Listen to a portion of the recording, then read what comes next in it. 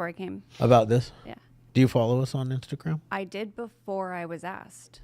Oh, you did. Now she unfollowed us. Now she's probably gonna unfollow us. No, I thought it was a room full of people. So Oh, this is See, room full of people. it is. surprise. Surprise. Yeah. Hey guys, how you guys doing out there? We can't see any names because the mouse isn't over your things. There we go. Well, we're waiting for her to put up the chat screen. Hey so- Robert, Chuck, Mike, Mika, Brandy. Who's that up there in the corner? Which corner? Robert, the Hopeaholics. Chuck Zamzow is in the house. Andy, Jesse's iPhone, Chelsea, Cody, Joel, what's Andy. happening, my man?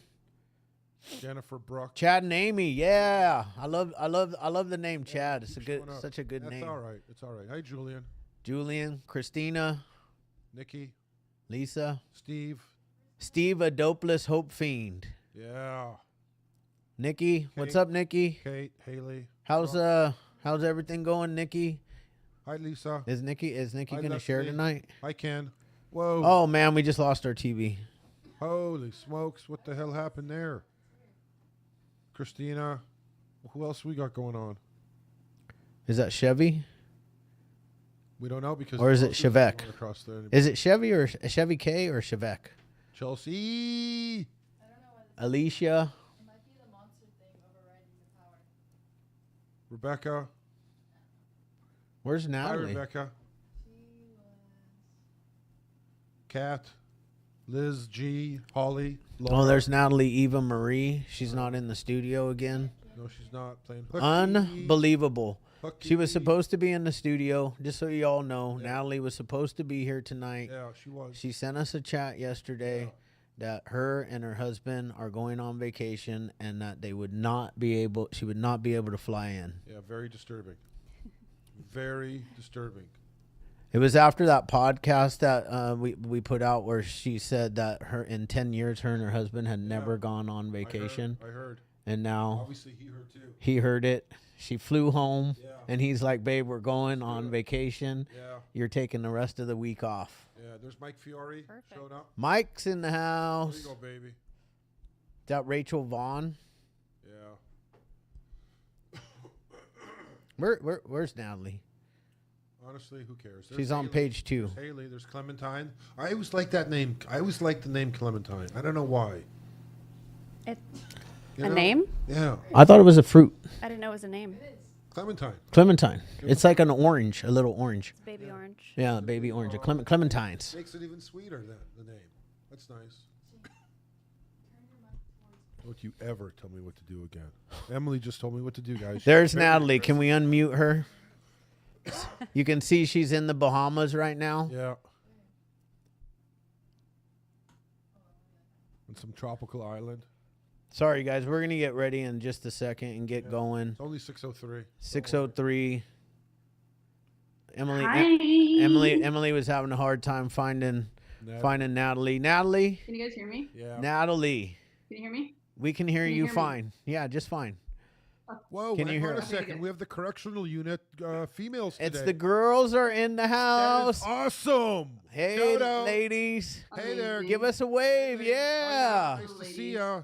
CSC program. That is CSC program is in the awesome. house. Oh, How man. awesome is that? How lucky Oh, are yeah. we? God, look at this shit. Honest to God, yeah. that Right to me on. is This is what we're talking about, the man. best thing that That's has what I'm ever saying. happened Look to at the this smile on my face. podcast. My cheeks are sore. This is awesome. Like, don't you guys agree? Yeah. it's Yeah, great. man. Just showing up I like agree. that. That's sick. Natalie, really quick, can you tell us how it is in the Bahamas? I was just telling everybody how You're on that you sent us a text yesterday, and that you weren't going to be able to make it in Yeah. today because you and Jonathan were going on Took off vacation. without us. So can you how? I wish that was the case. I wish I was in the Bahamas, but you guys know I'm in Texas. Yeah, Somebody, I have to you have to work. have responsibilities at the house Yeah. that I have to Everyone's gotta remember. work, I have to be a big unfortunately. girl at some point. Right. So we just we have a surprise for you. We were hoping you would be here, but since you're not, we Got it anyways. we got it anyways. We're enjoying our lives without you. That's the truth. We got a monster fridge. Yeah. It just came in. Oh, we got it? Yeah. Oh my God, yeah. yes, it came in Right finally. here. Well, it's not from. It's not a rain fridge. It's a monster Yeah, fridge. we bought it without you because We bought it because rain's taking too long to bring the damn What? fridge. Yeah. Yeah. No choice. Oh my God, you guys. Yeah. But it's badass and it's in the studio That's- waiting for you to get here on Saturday. Waiting for you to fill up. Yeah. Can you call Rain and get some product?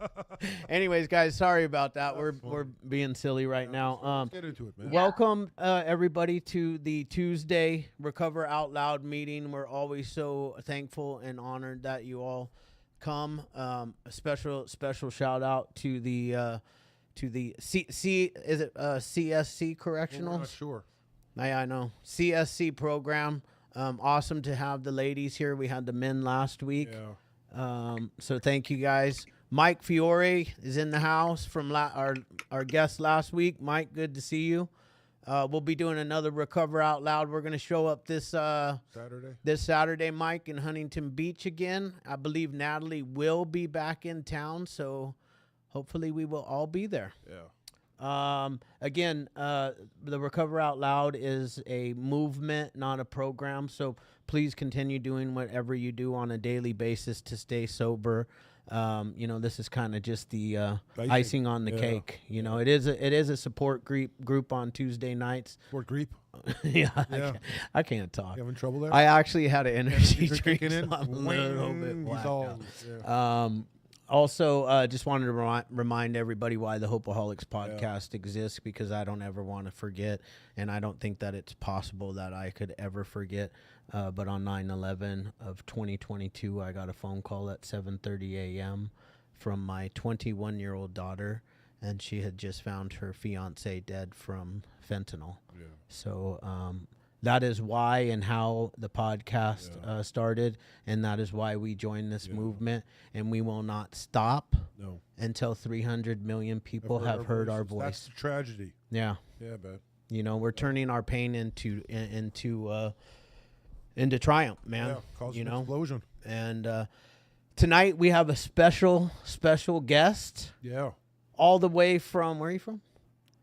Costa Mesa. All the way from Costa Mesa. Not far. She drove all the way in from Costa Mesa. On the 73, it's 22 minutes. Yeah. That's not a bad haul. Yeah. Her name's Sarah. Yeah. Hi. Hi, everybody. And Excited to be here. you're up, man. You're up. You got All about right. 20, 25 minutes. There'll be a timer. Joelle has a timer up on the screen. Okay, cool. You'll hear a little beep when it's over, and then we'll open it up for sharing. All right. Well, thank you for having me. I told you guys before, I'm used to speaking to like a group of people, but I love Zoom meetings too. But yeah, I'm going to share a little bit about my experience, strength, and hope. I have a sobriety date of March 9th, 2021. So I have a little more than 3 years now, but let me tell you, that took me probably, I would say 14 years to get. I grew up in Irvine. I grew up in a really normal household, loving parents. I have an older brother. My older brother, though, is kind of like a very straight-laced, perfectionist kind of guy. And so I felt like I had to kind of live up to that standard, somebody who's like super Christian, always follows the rules, never got into any trouble. And I was kind of like the black sheep in my family a little bit. I was a pretty good kid, but comparatively, I felt like I wasn't as good as he was. But, it's interesting. My family doesn't drink because it's empty calories, it's sugar, and I can't relate to that because I love alcohol. It's my first love, my only love. It was my solution for a really, really long time. My family just doesn't drink because it's not healthy.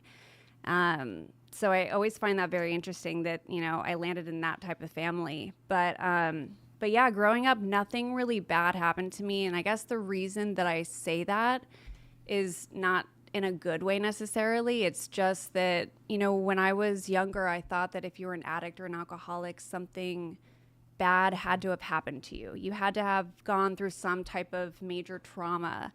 And like, I would make things up in my head. Like, did something happen to me when I was asleep, when I was little? Like, no, nothing happened to me. I'm just an alcoholic.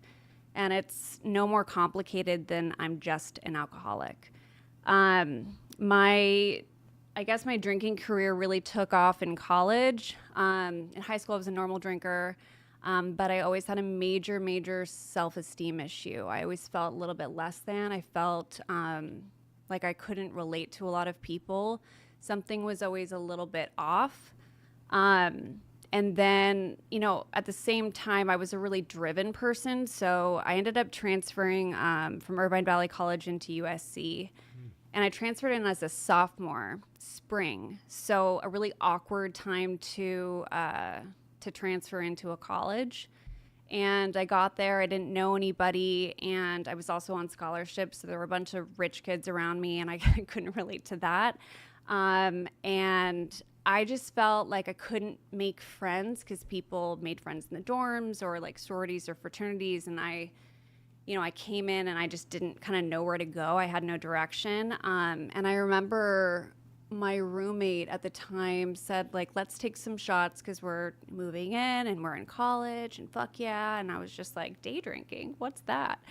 And I remember the feeling that I got once I took that swig of vodka, once I could finally breathe, And so I took that feeling that alcohol gave me and I ran with it.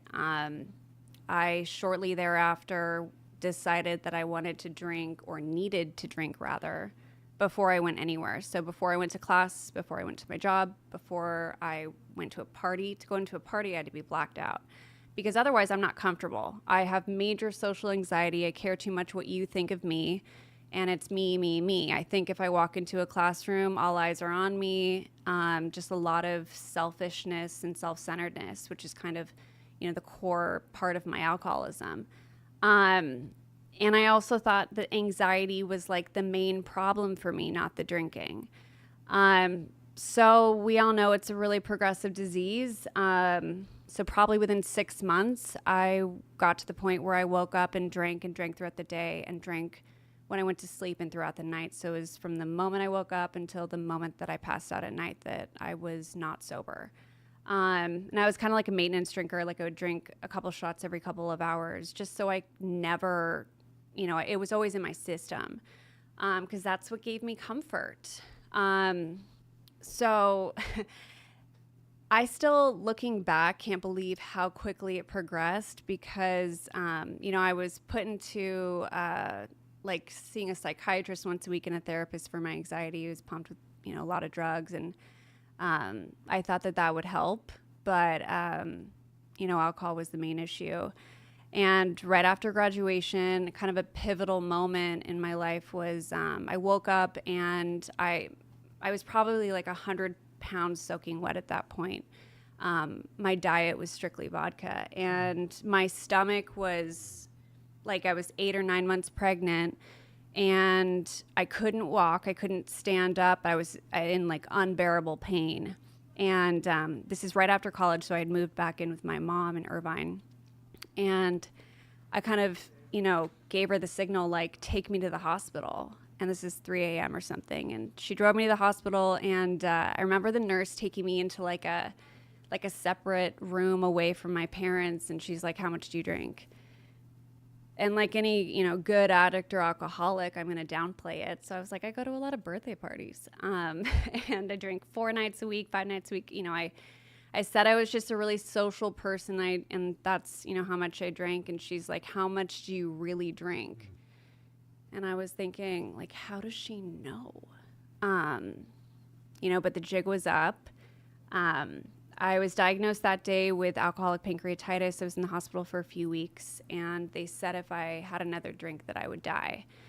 I didn't stop drinking, and I got discharged. My parents at that point knew that I was an alcoholic, and for the next couple of years, I kind of did everything to fake it. So my parents didn't think that I, wanted to die. And I just said, yeah, I'm going to meetings. Yeah, I'm working on this. Yeah, I'm sober, lying out of my teeth when I couldn't draw a sober breath. I just physically was so dependent on alcohol.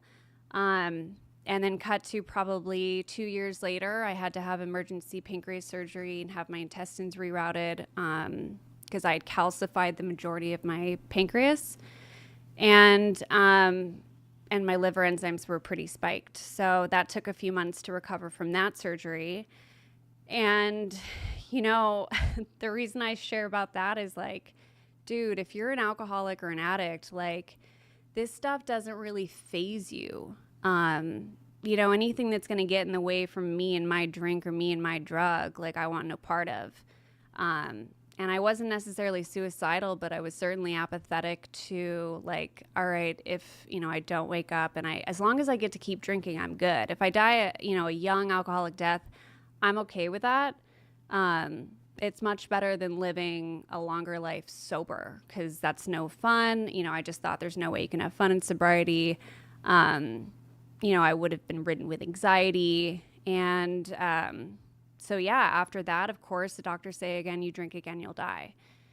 And I kept drinking. So over the course of the next 7 to 9 years, I was in and out of the hospital probably once a month, once every 6 weeks. And pancreas bout after pancreas bout, or pancreatitis, excuse me. And I was very, very sick. I ended up losing all my jobs, not being able to be employable anymore. I lived in motels in Costa Mesa and Newport Beach for probably a year. And then I was kicked out of a lot of motels because they thought I was a prostitute. I was just really active on Tinder because I was lonely. But yeah, I had no relationships, since I'm an isolated drinker. Like I wasn't going to bars and getting hammered. Like I was just drinking a bottle in my room, you know? So I couldn't get close to anybody because I couldn't let you know like how much I drink and like what my life really is like behind that door. You know, so I kept everybody, you know, at arm's distance. I kept everybody really far away. And, you know, I got really cliche, sick and tired of being sick and tired. Physically, I was extremely ill. You know, again, I have no body fat. I'm basically like my whole body is like blood alcohol. And yeah, I had gotten my second DUI, got my license taken away, and I didn't really know where to go. I went to treatment once for 60 days, and that didn't really last because I just really wasn't willing to listen, and my ego was so big. You know, I always think that, like, I'm different. Like, if you're sober and you tell me you've been sober for X amount of time, I don't believe you. I think you're a liar. Or I think that maybe you're telling the truth, but your alcoholism and your addiction is nothing like mine. I drink more than you. I'm more addicted than you. Alcohol is a bigger deal to me than it is to you. I'm special, you know, all the things that we, you know, tell ourselves. You know, and then I started going to meetings and I started to listen to kind of what other people, you know, were saying about their stories. And I remember this one woman, she was successful. She was an attorney and she had crashed as many cars as I did, and probably like 5. And she sounded like she liked vodka as much as I liked vodka. I asked for her number and I asked her to sponsor me. And, you know, she started giving me some direction. The first thing she said to do was get a job. And I was like, well, give me something I can do. Because at that time, I can't show up anywhere. And I certainly can't show up on time consistently anywhere. That'll get in the way of my drinking. This is when COVID began. So it was beginning of 2020. I'd just gotten out of a detox down here, South Orange County. And I had been physically away from alcohol for 30 days. So I was like, okay, if I'm physically handcuffed from alcohol, like at least I'm, you know, I can get that far. But like my ego was so big because I went to USC. I thought I was all that. I thought I was some smart, like, you know, person. And really I'm just a low bottom alcoholic drunk. You know what I mean? Like I can't even hold down any type of job. So I'm looking for all these like high salary paying jobs when I can't get a day sober. And because it was COVID, I think all the restaurants had closed. So I was left with Home Depot, and I was like, I'm not fucking working at Home Depot. And I told her that. I was like, no way. Like, I'm not doing it. I'm not putting on that orange apron. And she's like, how bad do you want it? How bad do you want to get sober? And I was like, not that bad. But you know, I smashed my ego and I was like, all right, I'll give it a go. Just I hope nobody who, you know, knows me from college like sees me. That did happen though. But yeah, I got that job and I worked there for a year and a half. And she said, you need somewhere where you're going to clock in, clock out, and only focus on your recovery. And so I did that. And at the time, of course, I don't have a car. My license had been revoked both by the courts and medically. There was a medical hold on my license too, because some doctor said that, you know, don't give this girl a license. So I rode my bike to Home Depot. I moved in with some older guy because I needed a place to live who was sober. I mean, survival, right? But it worked, you know. I was living with somebody who was sober, and I could kind of manage the rent there with my $12 an hour. And I rode my bike there every day, and I went to a meeting after work every single day. And one of the things I did was I would ride my bike past this liquor store, and I couldn't get to work without going into the liquor store. So I asked Home Depot, I was like, I need that 6 a.m. opening shift. And they gave it to me, and as long as I could get to work sober, I could finish my shift sober, and then I could get to the meeting sober, and then I could get to my pillow sober. And I did that consistently day after day. And I finally got 30 days, then 60, then 90, and that's when my self-esteem started to come back. And I was like, all right, I feel a little bit better about myself. And the main reason why I love the effect that alcohol has so much is because, you know, it makes me think less of what you think of me, and it makes me think more of myself. And when you start to feel a little bit better about yourself, however you go about doing that, then, you know, the root of why you drink starts to diminish. And so I got this routine going, and then my sponsor said, you know, hit a meeting every day, and then get a God of your own understanding. So I grew up in a really, really Christian home, and I didn't want to like do the religion kind of thing. And so she's like, make it your own conception. Like, what do you want? What would you want God to be for you? You know, and I conceptualized it, and I was like, I want him to be like fucking loving and kind and understand that this is fucking hard and, you know, graceful. And that's who my God is today. And now I pray to that God. And every morning I ask him to keep me sober. And slowly but surely I built like a fellowship of sober people around me. And I got friends for the first time in over a decade. I started doing fun things that other sober people do. I started playing volleyball again. I started playing pickleball, doing like going to the beach, you know, skateboarding, just like activities that in my 20s, like my body was too frail and ill to do. You know, I would go on hikes, and then I started to have a lot of fucking fun. You know, and I just did that one day at a time thing, and it really, really helped. And, you know, my sponsor and my friends in sobriety also told me, we live by this moral code. Like, we have to live by this moral code in order to stay sober. So, like, one of the things I have to do is if I say I'm going to be somewhere, I'm going to be there. I don't ever cancel. I didn't even really want to come here, but I'm here, and I'm glad I'm here. But if I say I'm going to do something, I'm going to do it. I stick to my word because I never stuck to my word when I was drinking. You know, another thing is just to be honest with all parts of my life. So I think the biggest gift that I got from sobriety was I have no secrets. Like, you can open my trunk of my car, my bag, go in my room. I have nothing that I'm hiding either externally or internally. I'm sharing all of my feelings to at least one other alcoholic or addict. So I don't carry anything inside of me. You know, I don't hold any resentments towards other people because I get that out, right? Like, I don't have anything that's bottling up. And, you know, I think living by that moral code is important because, you know, if I keep a secret, I'm going to want to drink over it.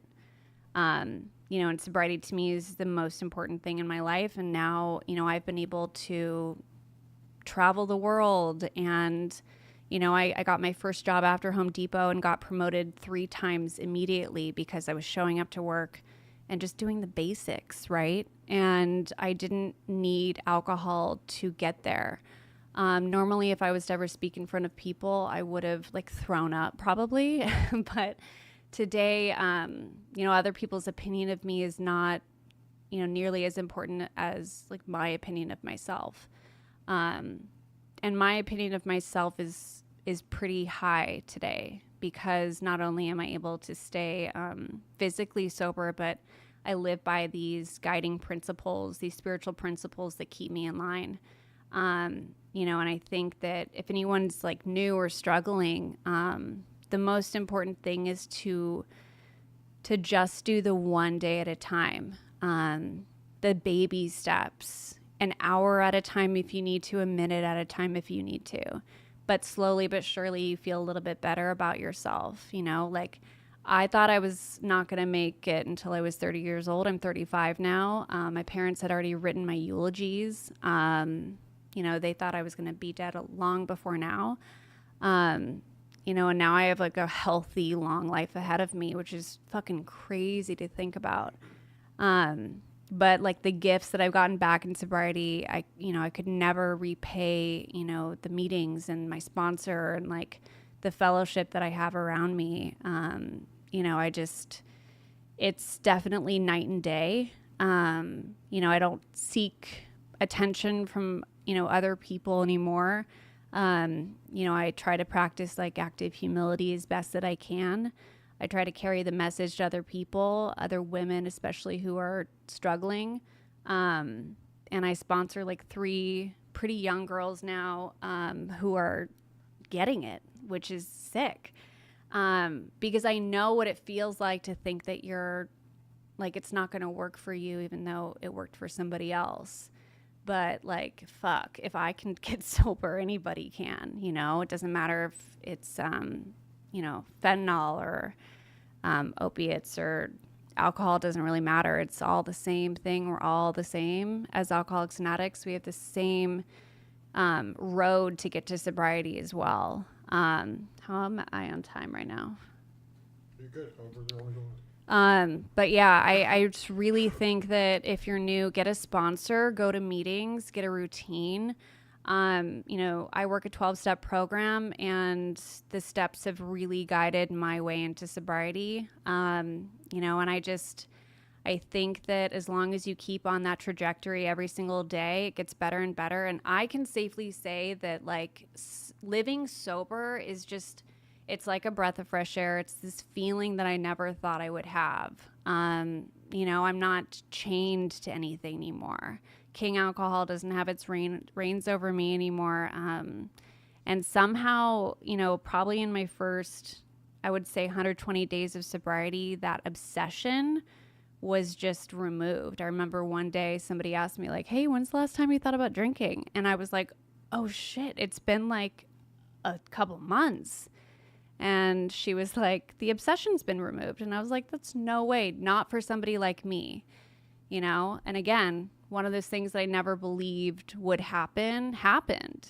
And I don't want to drink anymore. And, as long as I keep up my routine, I think, I have a long journey in sobriety ahead of me. And I just want to keep, sharing the message with other people. And, again, if I can do it, you definitely can too. So, yeah, thanks for having me. That's all I got. Thank you. Amazing. Amazing. Thank you so much. You know what I love? I love just that you have to be an open book. And you need to tell people what's going on in your life. Yeah. You need to. You have to. You have to. Man, yeah, that was good. What I wanted to do is I wanted to go back because we had a guy. Can you move up? Right there. I wish I could be okay. Honestly, I want to eat a 9 right now. 9 rounds. Not gonna, but being a vet, there's no help here. Cody, please, bro, do me a favor. Send me an Instagram to the Hopeaholics, or put your phone number here. I'll give you a buzz after. We work with veterans, and I want to try to help you as much as I can, brother. Thank you for your share. Yeah. Really, that was incredible. Thanks. I love it. You can always tell when somebody is truly, you know, given themselves Yes. to the program. Yes, I agree. You know, and they're living by the spiritual 100%. principles of the program. It was 100%. just so soothing and nice to hear and calming. Yeah. And it just, from how I came in the meeting to how I am now, You feel relaxed. I feel relaxed. Yeah. So Yeah. good job. You're an inspiration to all the ladies and the men, but to all the ladies that are on the Zoom meeting right now. You know, and we actually have a whole group of ladies that are, incarcerated and trying to make a difference in their lives right now. And a shout out to them again, because I started my recovery journey Yes, you did. incarcerated. So. That's what it took for me. It took Yeah. the bail agent and the Orange County Sheriff's Department Kicking down those doors. to lock me up and put me behind bars, because every detox center that I went to on the outside, Yep. I left AMA. Yeah. Yep. And I just couldn't stay. I couldn't, a lot of the stuff that you talked about, and I just could not get sober. And Natalie's eating. I was just about to. Natalie's chewing away there like a racehorse. I'm telling you. Did you unmute her? She was just chewing, or was she smoking? I thought I saw smoke also come out of her mouth there for a second. She's smoking. Yeah. She doesn't smoke. No, she doesn't smoke.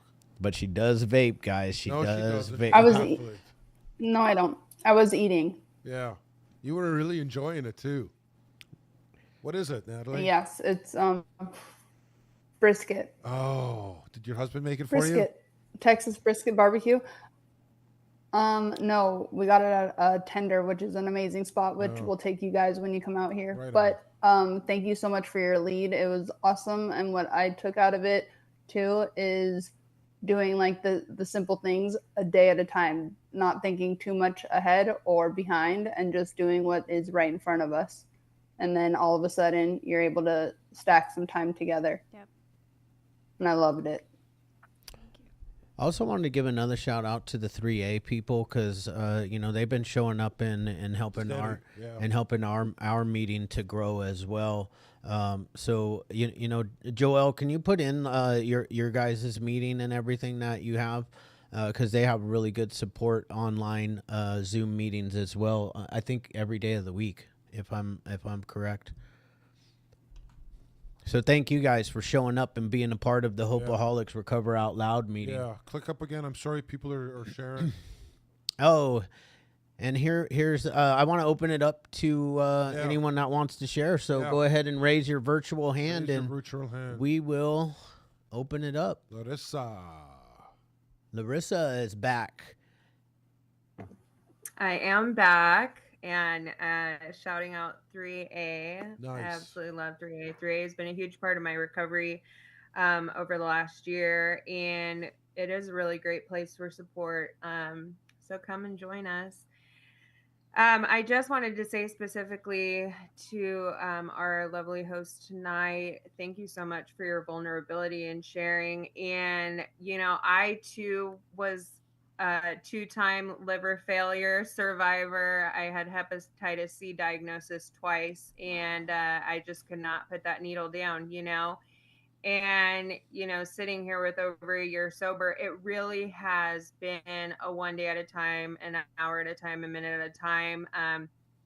4 months into sobriety is when I went into liver failure the second time and had to start, treatment. So the first, 9-10 months of my recovery, I was sick as hell. And, I know you can relate to that. I always find like peace and the people that have been there, because like you get it, like and it sucks, it totally sucks, but at the same time, like I wouldn't trade those experiences for anything, because I was too introduced to the rooms when I was 17, and like I had to really prove to myself that I was an alcoholic, and even the mundane things about recovery that I found when I was young, like those drinking milestones that I wanted to have. I wanted to be 21 and drink legally at a bar and go to college and have all those experiences. And I never really envisioned that I wouldn't be able to prove everybody wrong, like I was superior. I was going to be the exception to the rule. I was going to be able to prove that I was not an alcoholic. And unfortunately, that's not the case, or I wouldn't be here tonight. And anyway, I just wanted to share that. And thank you so much for hosting tonight. It was a beautiful share. Thank you. Awesome. Thank you so much. It really was a great share. Thank you. Thank you again. Matt. Morrill. Matt, you recovering out loud today? Hey, good evening, guys. How you doing? Matt, and grateful recovering at it. Definitely shout out to 3A. Love it. Love 3A. Yo. Family we've got is absolutely incredible. So you guys come join us, please, please, please do. I'm about 2 years into my sobriety. I got my 2-year sobriety date coming up here in a couple of weeks. Nice. Congratulations, brother. Man, when the host said that it took her 14 years to get there, I felt that, man. It took me 28 years to get to sobriety, man, and finally it just clicked. Got myself put in rehab literally just to keep my job. But it ended up working for me, thankfully. Just kept me away from the old cliche people, places, and things long enough to be done with it, man. And I just didn't want the pain anymore. Just didn't want the pain anymore, man. I went through it too long, beating myself up, died 3 times, got brought back to life each time, thankfully. Just a lot to live for today. A lot to live for today, man. Got a lot of family that loves me. Got 2 beautiful girls that they're not my children, but they're my cousin's daughters, but I love them like they're my own. And got those 2 beautiful girls to get to watch them grow every day, get to spend time with them, and they love me to death just as much as I love them. So I don't do it for anybody else, man. I do it for myself, because that's the only way you're ever going to be able to stay doing it, is if you do it for yourself. That's number one. But just finally loving myself today, man, and coming over here to this Zoom meeting, like when I joined 3A, like I wasn't a meeting guy, man. I wasn't the meeting guy. I just part of me just kind of felt like they were all the same. I'd go here to this meeting and hear this, go to here to this meeting, hear this. But I kind of felt like I heard the same thing everywhere I went. And that's not true. That's just me having closed ears.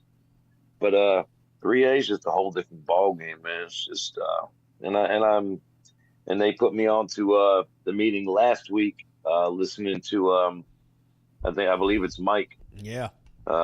Mike share, and I had to come be a part of it. Had to come be a part of it after hearing that, man. My dude really put it on, sure. And host tonight did a wonderful job. I just want to say I appreciate you guys. You'll definitely be seeing more of me, and that's all I got, man. And actually, in 2 weeks I'll be here, and 3A will not be having a meeting that night, but I'll be able to celebrate my 2 years with you guys. Nice. Awesome. So, yeah, for sure. Appreciate it. Love you guys, man. Looking forward to that. Thanks, Matt. Something Matt, you can unmute Mikey. Something that Matt said though was reminded me of one of my favorite sayings: when the pain of remaining the same outweighs the fear of change, that's when we change. That's true.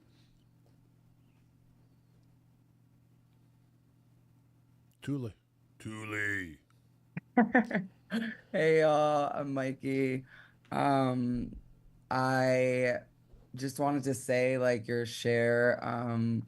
I literally texted my first sponsor because so many of the things that you shared reminded me of stuff that she taught me. And I just like had to text her and be like, girl, I miss you so much. Like, you know, and check in with her. Like, I have been living in Latin America for the past 2 years. I'm currently living in Panama, and recovery here is a little bit different. Like it's the same message, but it's just coming from a lot older voices. And so it was super refreshing to hear your story. And I related a lot to a bunch of the stuff that you said, like especially the part about like being content with the idea of like dying, right? Like you're like, I don't want to live a sober life. I don't know what that looks like, but I'm not interested. And for me, like that was a very accurate like thought in my head, that I was like, okay, if I could just like die at like of an overdose at a music festival or somewhere cute, like that would be so cool.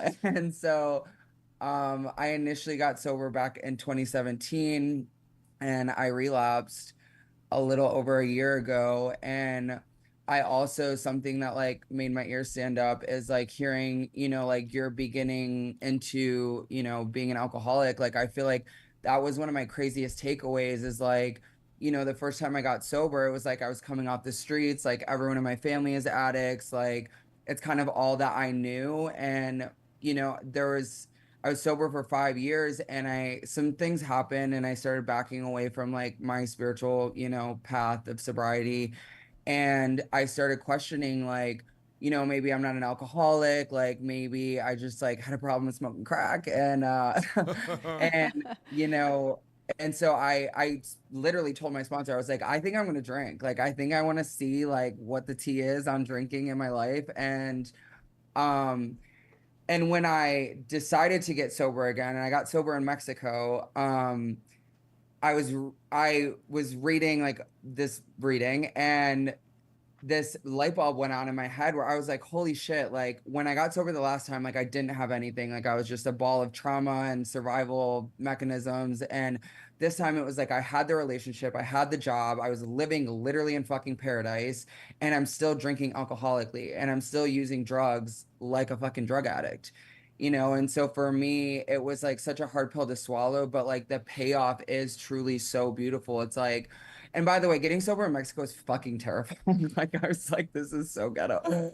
But it's like I loved how you talked about traveling the world. Like that's what I do for my job. And it's like it wouldn't be possible for me aside from like all the like day-to-day things of like walking through life and not being like a complete hot mess, you know? Like I feel like it's such a small price to pay for this like lifetime of beauty, even on the difficult days. And that's kind of all I have to say. I saw the timer, so thank you for Thanks, letting Mikey.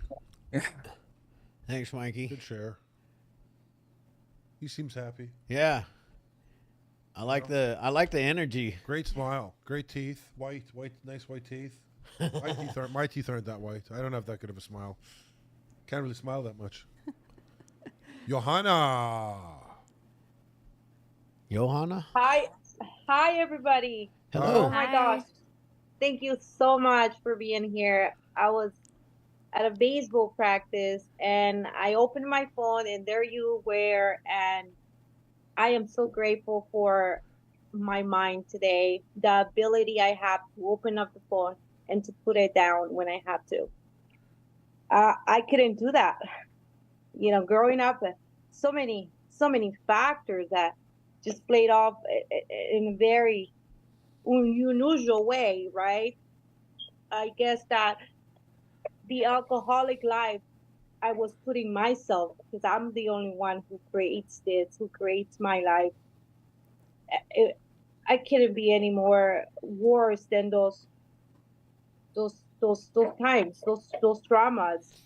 The choices I had were very limited. Now I get to be part of even your group, which is amazing.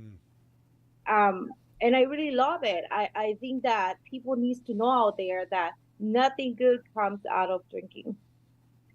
And I'm not here to judge anybody. I'm only here to learn from what I have done in the past and what I can learn now, so that I won't keep repeating the same insanity and the same mistakes over and over. I guess what I do now is I stay busy. You know, I think I overbook myself sometimes, family, business,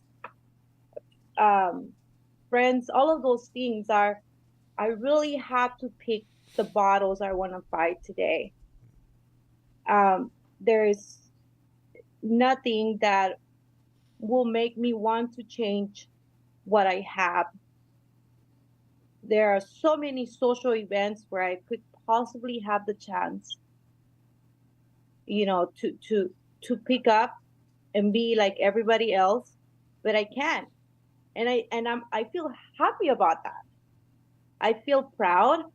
I was going through a lot of psyche changes that are telling me, from, I guess that's type of my mindset that I need to change.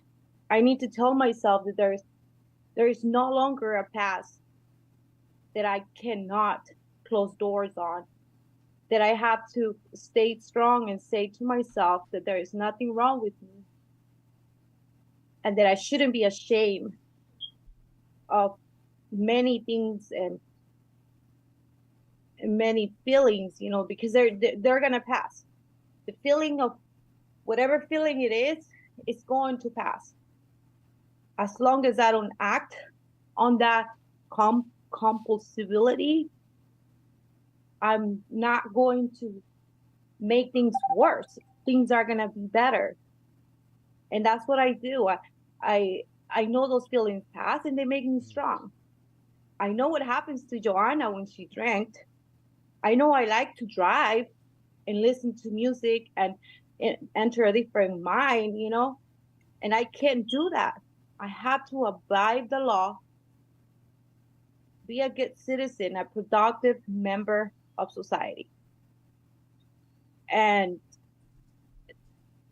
wow, so many things nowadays that, like I say, I can't judge people, but all that what I have to say today is that I'm grateful for you guys. I know I'm not alone. I'm not the only one that might be feeling awkward knowing that I'm an alcoholic, and I have to be proud of being an alcoholic because I don't have to do what everyone else is doing, either at home or outside, anywhere I go. So thanks everybody, and I hope to come back. Thanks, Joanna. Awesome. Thank you, Joanna. Nick, how's it going, my It's friend? not Nick, it's Nicola. Nick, it's Nick L.A. Nicola. Nick L.A. Hey, Nicola, how are you doing, buddy? Nice name, man. It's very unique. Thank you. Yeah, bro. How are you guys? Good. Good. That was a great share. Nick Addict. See, I told you. So yeah, I really related to the whole content on dying. I didn't care if I died. And like I didn't care at all. I used to back in my addiction, I thought I was like a smart fentanyl user. Oh. And that's when people died because they were stupid at using fentanyl. They didn't know how to do it correctly, and I've died, so I don't know. It's so stupid, but yeah, you were talking about your like Home Depot grind, and I'm kind of in that right now. Like I take the bus 2 hours to get here, work 8-hour shifts. I got 65 days right now. Nice. I'm actually Congratulations, like hoping brother. Great job. somebody doesn't walk in. I work at a smoke shop, but yeah, like the thing that's really been helping me this go round is getting a sponsor, doing the steps in contrary action. I've like just been doing like what I usually wouldn't do, and it's been working out. But yeah, you killed the share, and I got a notification on Instagram. You guys were doing a meeting, and I was like, fuck it, I need to do a meeting. I've been working a bunch, and I'm really glad I tuned in to the share, and that's all I got. Thank you guys. Thanks, bro. Awesome. I like this kid. Awesome. Thank you so You know what I mean? much. Taking a bus 2 fucking hours, 2 hours to work, 2 hours back, working 8 hours. This kid's he's Nick. Yes, I don't know how old is he. Looks like he's in his 20s, anyways. Yeah. You know, what Doing I'm the saying? deal. Doing the deal, man. That's huge, brother. Listen, if you ever need anything, you what is he? Instagram Hopeaholics. Keep in touch with us. See you next Tuesday, bro. We're rooting for you, man. Thank you. Yeah, bro. Kate, 3A. 3A's in the house. 9/13/2019. Yeah. Hi, I'm Kate, recovering addict. Hi, Kate. I related a lot with your share tonight, especially like everybody else was saying, the like not caring if you died sort of thing. I was an intravenous user and it was really, really bad in the end. I was like overdosing all of the time, like multiple times, like a week, sometimes multiple times a day. And I would literally get up from overdosing and just go right back to it. Like people were literally looking at me like I was like absolutely mental. Like I was just so deep in my addiction that I literally didn't care. I had a daughter and I was barely seeing her, and I still carry like a lot of shame and a lot of guilt from that, but I'm slowly getting over it by talking about it. I did most of my recovery well, during COVID, and I was alone, and I did it at my mom's house. I wasn't doing any kind of programs. I didn't even start meetings with 3A until I think November of last year. And I just want to say how much I really love what you guys are doing and like the message that you are sharing. I'm very sorry about your daughter's fiance. I've been dealing with a lot of death recently due to fentanyl. Like since February, I lost like 17 people. And it's just been like really wild. And I just think like what you're doing is so important. And the Recovering Out Loud is like just like this is one of the best meetings, like 3A. Like I just love that anybody can come here. That there's no, you guys don't judge anybody. You just love on everybody, whether they have an hour sober, they have 100 days sober, or they have years sober. I just hope you guys know like how many lives you really are changing with like what you are doing. And I love that you guys record all of your meetings, because days when I'm having really bad days and it's a day that it's the men's meeting, or it's a Saturday and all I want to do is like go buy drugs, I literally hop on YouTube and I watch one of your recorded meetings, and I don't feel so alone, even though I'm not even really in one. I'm just like watching previous people, but like you guys really are changing lives, and I hope you guys are as proud of yourselves as everybody in this room is of you guys. And I just want to thank you so much for everything that you're doing. I literally started crying. Inside? No, no, I'm crying. Are you? Yeah. That means a lot to us. Yeah. And the all of this, like I say this often, but my son-in-law's name was Justin, and I truly believe his hand is in everything that we're doing, because like we started this like a year ago, and we literally should not be where we are. No, as far as what's happened, being blessed with having Natalie, Eva Marie in our life, and it was just Shane and I, just a couple of old weird white dudes. Yeah. That thought, hey, let's start a podcast and try to offer hope to people that they too can get sober and live a good life, and also offer hope to the family members that are out that have either lost a loved one, a child, or have a child out there that's struggling. We wanted to be there for them. And that shit means the world to us. Like yesterday we posted a post, drop your sober date. Yeah. And literally 1,500 people dropped their sober date, and there was tens of thousands of years sober. Wow. On that one post. Yeah. So I mean, this shit's a miracle, man, and it's everything to us, cool. All right. I just want to say before we go there, could you save Cody's number, Emily? Yeah. Okay, beautiful. So I could write it down so I can give him a buzz later. All right, see you. Thank you so much, Kate. Yeah, thanks, Kate. Really appreciate that. Kind words. Hi, ladies. Hey, I'm Madison. Hi, Madison. I just wanted to speak on just like a lot of other people. I didn't care if I lived or died.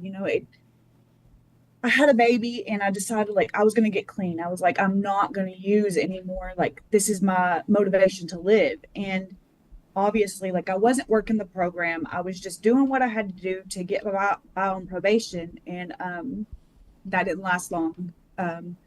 Ended up pregnant again, and I went on the run because I was like, I'm not having my baby in jail. There's no way.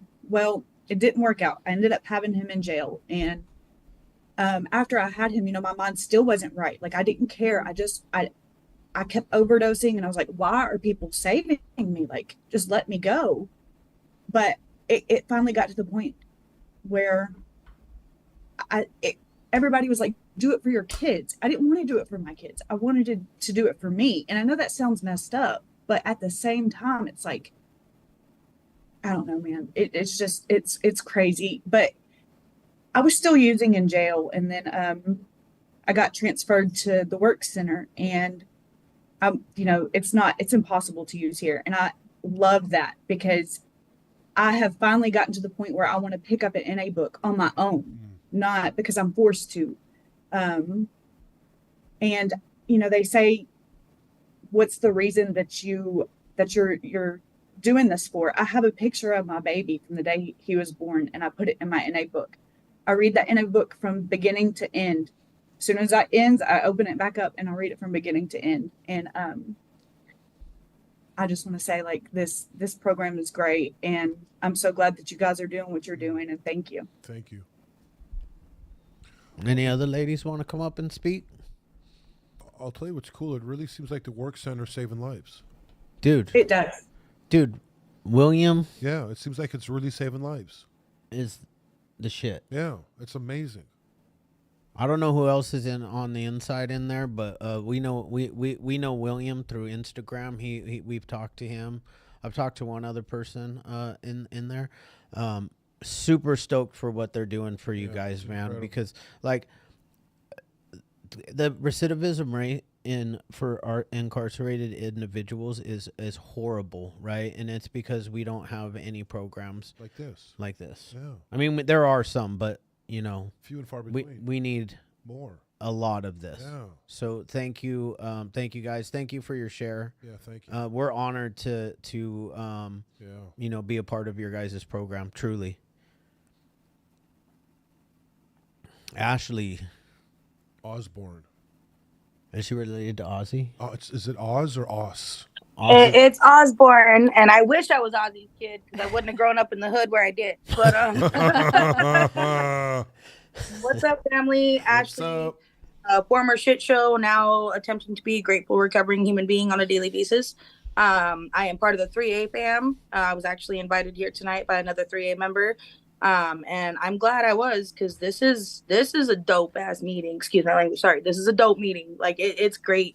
I've seen your guys' podcast a few times, and it started when Rachel was on there, but like I've only seen the podcast a couple of times, and this meeting is great, and I didn't know it was here, and now I got something to fill my Tuesdays. But I've been in and out of programs since 2009. And my whole life's been a back and forth, and it's actually kind of cool, like what you shared about your stepson. I believe you said Justin. Yeah.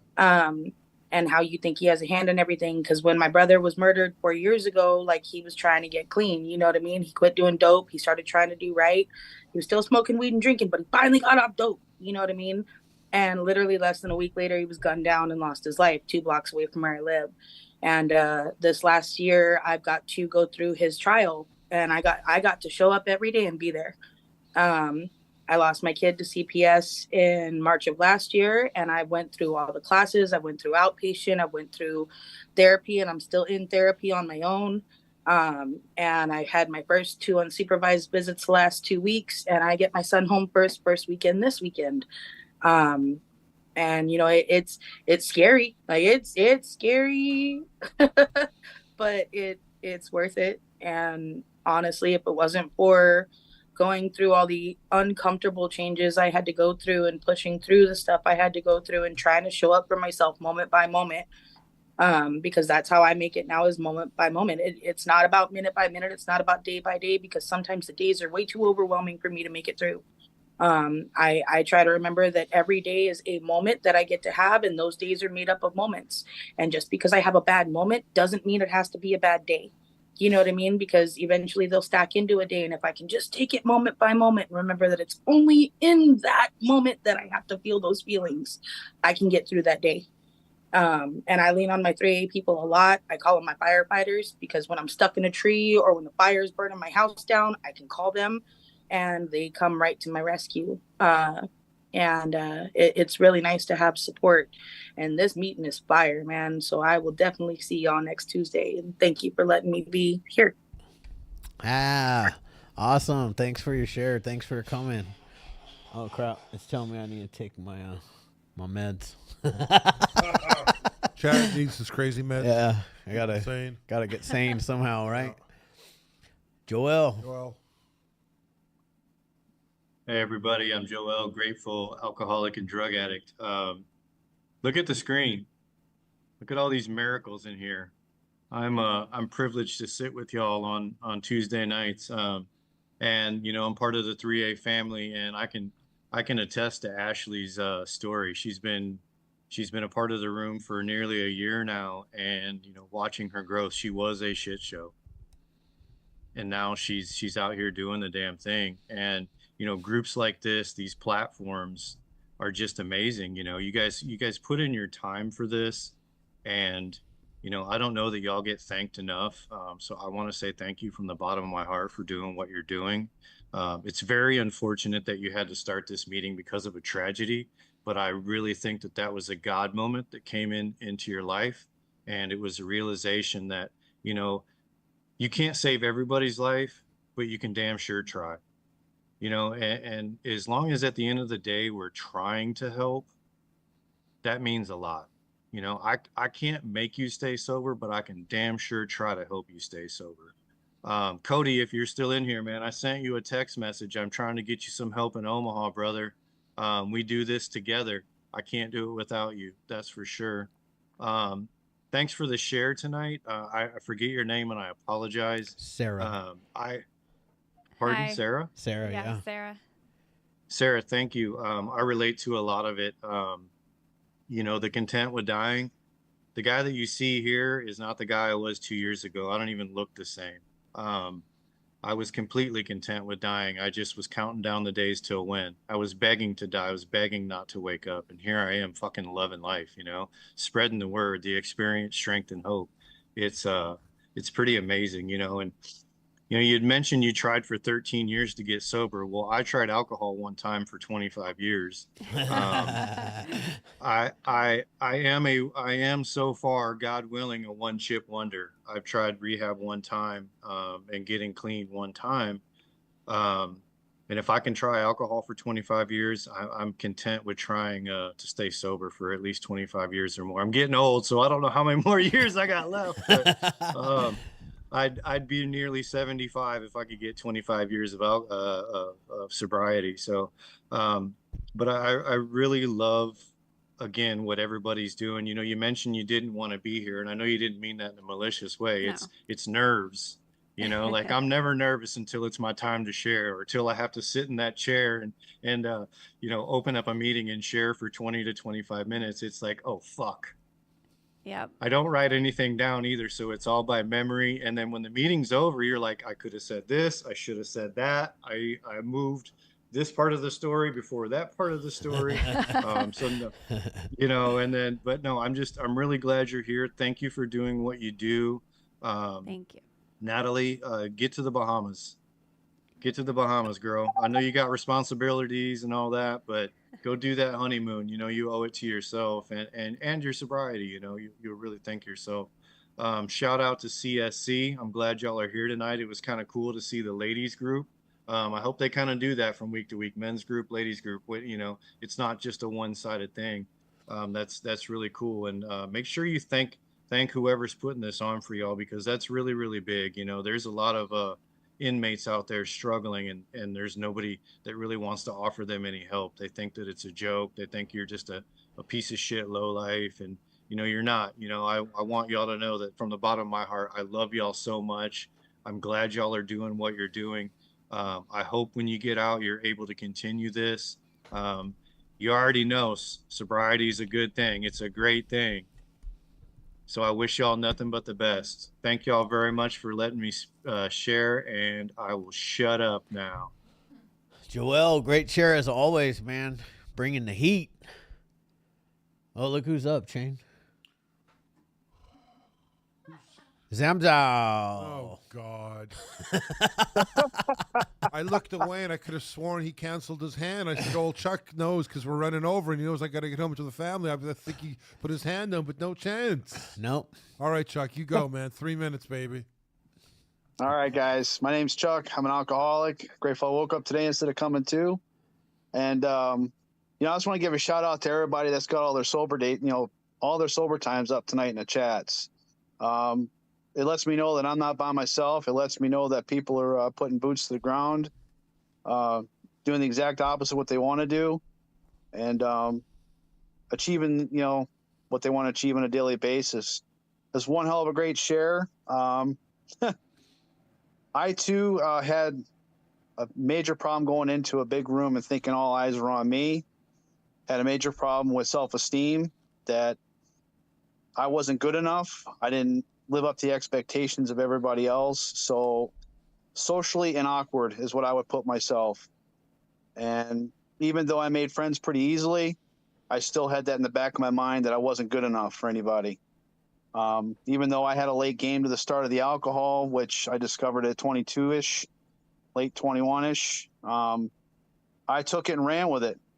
And obviously ended up me in an ER room and at 30 years of age. Luckily, I didn't kill anybody else. And that was one big shit show. And grateful I'm, sitting in a chair tonight listening to everybody else and listening to the experience, strength, and hope around the whole group. I'm grateful I'm part of this movement, this whole deal. And, I'll give a shout out to you guys too. You guys make me laugh every time I see videos every day. And you guys should have held hands going into Costco last week. Fuck that. out of fun, because Shane, that it's a lot of, have a little fun here and there. But, I'm grateful I discovered you guys, because I followed a lot of sobriety stuff and recovery things on Instagram, and I seen what you guys do, and I'm like, fuck, let me check this out. And I'm grateful I'm part of this whole deal today, and being able to share what I got going on in my life. I'm an open book too anymore. And I was like, when I listened to Natalie talk about living that double life, I always thought I was doing something wrong when I was outside the rooms talking about recovery. Today I really don't feel that way. I was like, I don't really give a hell who thinks I'm in recovery today. Just because my truck sits down at the meeting hall doesn't mean I'm, who cares? And that was like it before I came in rooms. My ego got in the way. So just grateful to be here tonight. That's all I got. Good shit, Chuck. Thanks, Chuck. Yeah. We appreciate all, Chuck comments on all of our stuff. Yeah, he does. For some reason, Chuck thinks Shane is funny. Yeah. I don't know. Natalie and I, not so much. Sometimes. I got a good sense of humor. Yeah. He's the funny one. Yeah. Where Natalie and I are the serious ones. Yeah. Is that how it goes, Natalie? Anyways, Chuck, thanks a lot for your share. And I just want to be clear that we run this meeting until all hands are down. So yes, we do. There is no. This isn't a 6 to 7 meeting. It's It starts at 6 and it ends when the last person shares. Yeah. That is how it is. I mean, maybe someday down the road when we have 10,000 people on here, I was gonna say. we might not be able, because then we'll just keep going, right? Yeah. But for now, like, I don't care if it goes till 7:30 because the truth is that I want everybody to get that dose of recovery that they need. Yeah. And you know what? If you need to share, please go ahead and raise your hand. If you have a burning desire. Burning. Yeah, or whatever, man. We don't want people to get loaded tonight, man. Don't leave before the miracle happens. Yeah. Dustin Vaughn. Dustin.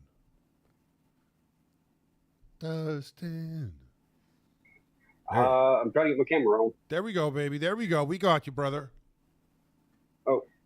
Oh, no camera. Okay. No camera. Oh, there you go, baby. There we go.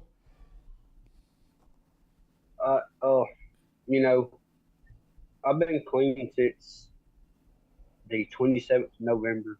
I'm 141 days today. Nice. And I love it, I haven't got my kids in 2.5 years because of, drugs. and I just now started getting to talk to him. You know, I relapsed real bad probably about 2 years ago when my papa died, and it put a toll on me, and I couldn't do nothing but do drugs to make the pain go away, you know, and I shouldn't have had to do that, but it took a brother, just like a family. He's a real good friend of mine. It took him 2.5 months to get me out to California because I didn't want to do it. I thought it was a host until he finally come back to Alabama and made me go. So if it wasn't for him and his wife, I would probably be on the drugs still today. And I like to thank, you know, the Magic House, you know, for helping me through, and Moment of Clarity, you know, because if it wasn't for them, I wouldn't be here today.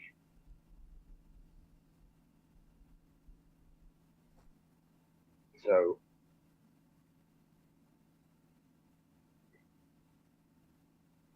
but I'm thankful that I have sober family, you know, that's willing to stick by my side, you know, and to be there for me, you know, when I need somebody to talk to. And I'd like to, you know, y'all doing a fantastic job on what y'all are doing, and I love each and every one of y'all. God bless, and y'all have a good night. Thanks, bro. Awesome, man. You have a good night as well. The heart rate. Ah ha ha! That's so funny. I was literally about to call on you. I was in my mind. I'm like, I'm gonna totally butcher the name, but not your real name, but the Mochio Donuts is in the house. Is that who it is? Yeah, that's Mochio Donuts God, right there. I love her. Yeah. I really, oh my God, I love her, but I'll tell you what I love more. Donuts. Her donuts. Yo, if you got any Can of you you hear me? all are in the Orange County area, you got to start follow. Even if you're not, just go follow Mochio Donuts because she makes the best, like gluten free, calorie free. Yep. No, they're not. I'm just playing. I ordered a dozen for my son's. I didn't give it to him. I put them in the fridge upstairs. I ate 12 donuts. All right, you're up. You're up, Rebecca. I don't even know what your real. Usually I call you Mochio Donuts, but because that's who I Can follow. you hear me? Yes. By the way? Yes. Okay. Well, I know I was looking at the time and I'm like, should I share? Should I not? Should I raise my hand? But I definitely feel called to share. Thanks for all of the warm words, Rebecca Alcoholic. I just want to say thank you for your lead too, because there was a lot in it that I definitely needed to hear. Little emotional. I had an interesting weekend that,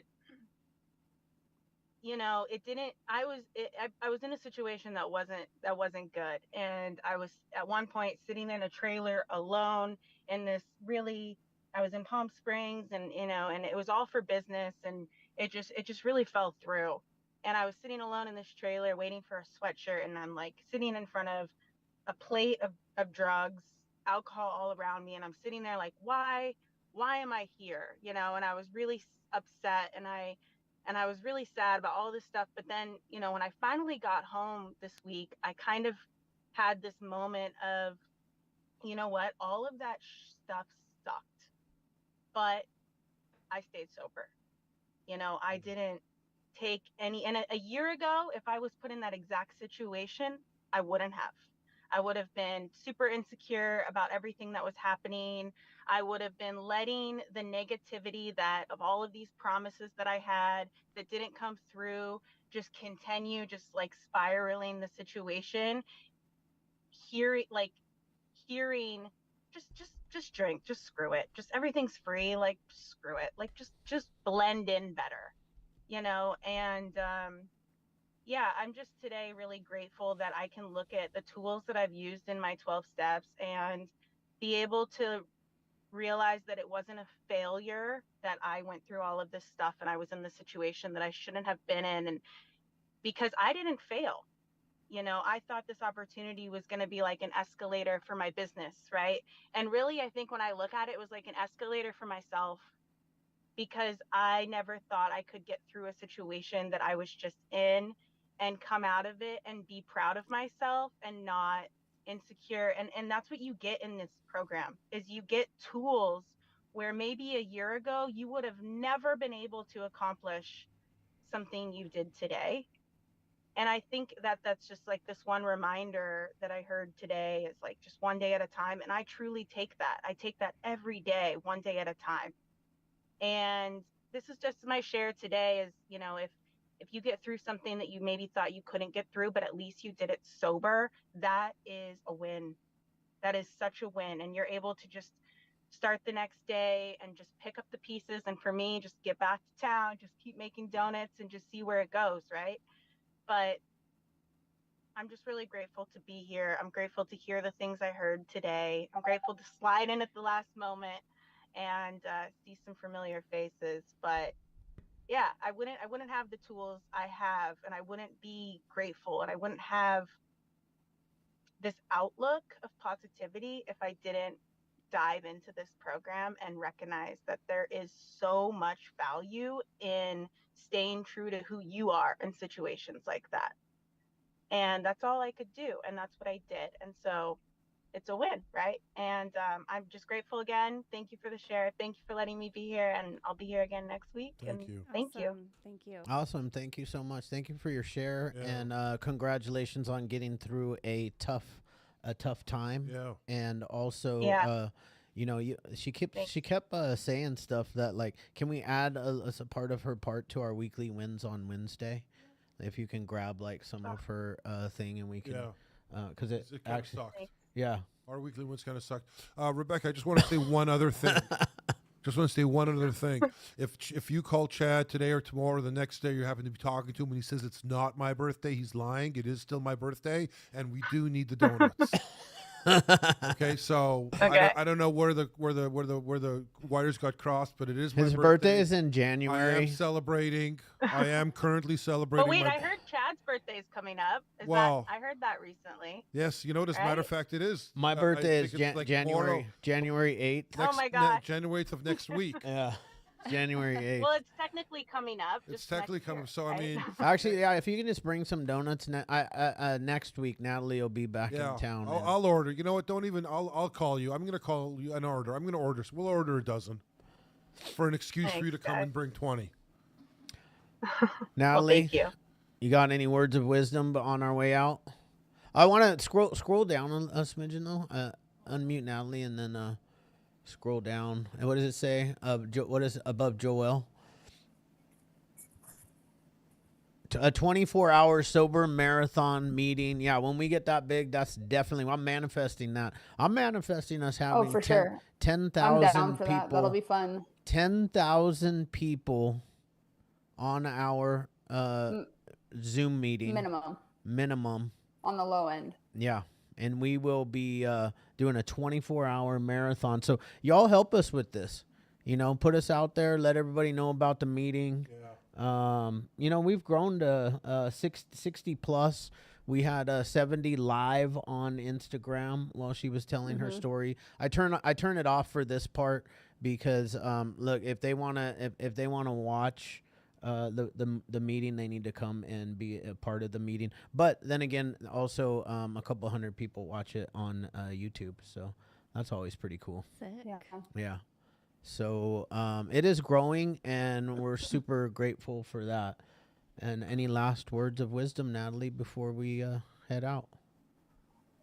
I love this meeting. Thank you so much for your lead again, and everybody that showed up every single week. I think it was Kate that had really I was right there with you, Chad. Of course, Shane ruins it because he doesn't know how to get in touch with his feelings.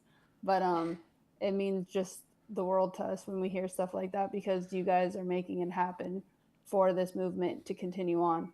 Like we all know, it started with a tragedy, but I joined the crew because it's about breaking the stigma.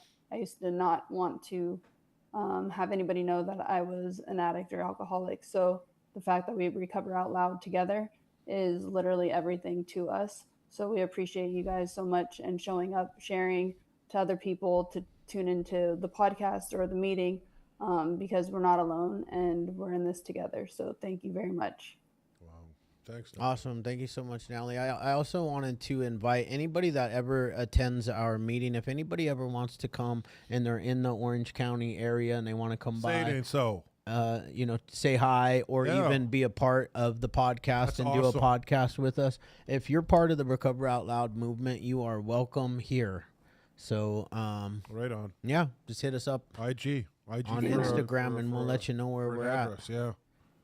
We keep moving around. We don't want to stay too Yes. still. Yeah. You know, I'm going to share my feelings for a second about this fucking freezer we got. Okay. It's making a little bit of noise. Yeah, we're gonna have to take Shame. it outside of the And studio room. And it seems like it's giving off heat. I'm hot, I'm dude. I was hot. like literally Yeah. sweating. Emily turned off. You guys the are air always condi- hot. Emily turned off the air conditioner You guys are right always hot before in we here. started. I can't even talk. No, you can't. All right. Anyways, guys. Great meeting. Thanks, Okay. guys. Thank you so much for attending. Everybody, turn your cameras on for just a minute. Dance it out. We're gonna dance it out. If you don't have your camera on, turn Let's it go. on. Not yet. Not yet. Not enough cameras are on yet. Come on, guys. Come on. Let's go. Let's go. Let's go. More cameras.